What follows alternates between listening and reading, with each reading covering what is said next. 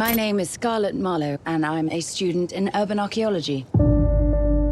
370 feet beneath this point is a hidden chamber That might contain a critical missing piece of our history. How are we supposed to get down there? Catacombs.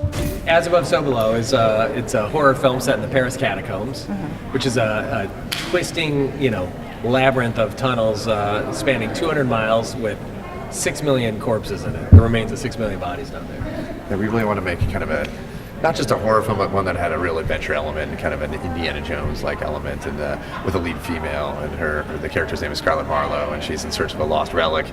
And the deeper we go into the catacombs, the more they kind of unearth this personalized psychological haunting of sorts. And we wanted to really make a supernatural found footage movie that wasn't trying so hard to be nonfiction, but really embracing its supernatural elements.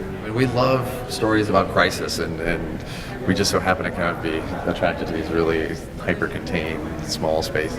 Yeah. Our next film is more open, but still has that same kind of, you feel claustrophobic in the situation, I guess. Yeah, it's more of an exterior. The walls are, closing in, but it's still, again, kind of a tight claustrophobic feel.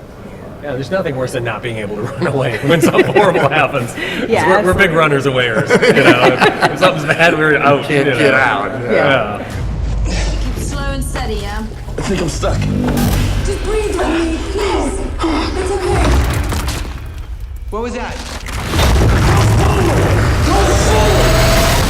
Paris as a city, we really like the idea of spending time in Paris. Who doesn't like to spend a little time in Paris in a movie? And so that kind of European location too really feels a lot more historic, and you feel like this space has existed for 700-800 years, which is something we just don't have in America. Yeah, and you see like graffiti down there from the French Revolution, and you see stuff left behind by like Nazis during World War II. All kinds of crazy stuff down there, and it's such a fascinating space that just really piqued our interest. That kept us we read so much about the spaces down there, and it was just a fascinating place to work and explore with people.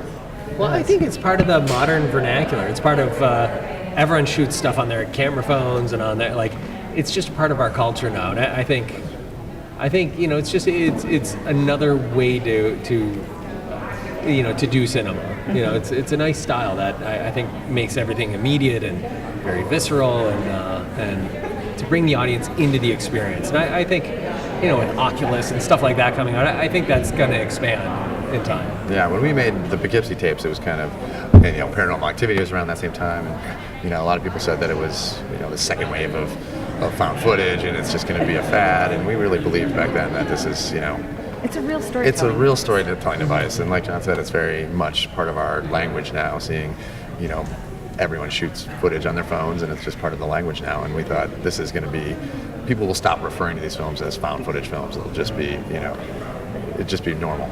Well, it's nice too. It's gotten beyond the gimmick. It's not found footage Godzilla or found footage. Now that it's sort of grown up now it's just a storytelling device that almost doesn't even need,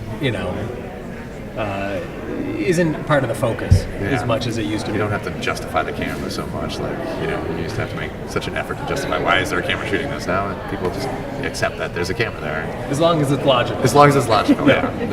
Can I talk about this? Because there's a camera here.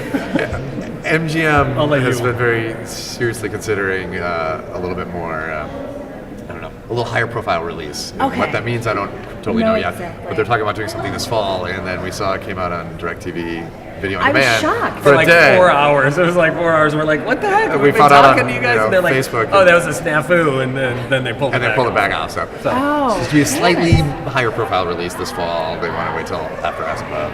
Gotcha. And it might be. is bigger it than- cool that people still give a crap about this movie? Because I'm dying Great. to see it still. Yeah. So. We love it. We love that. Even that one day it was on VOD. It was all over Twitter. Yeah. It was all over Twitter. And, It's our first love. Yeah. It's our it's our first love. It's what really gave us our whole lives now. It's true. It's It's that movie. It didn't get its release back then, but it's done so much for us that it is our baby. And it would be nice to finally let it see the light of day. Is somebody there? Wow.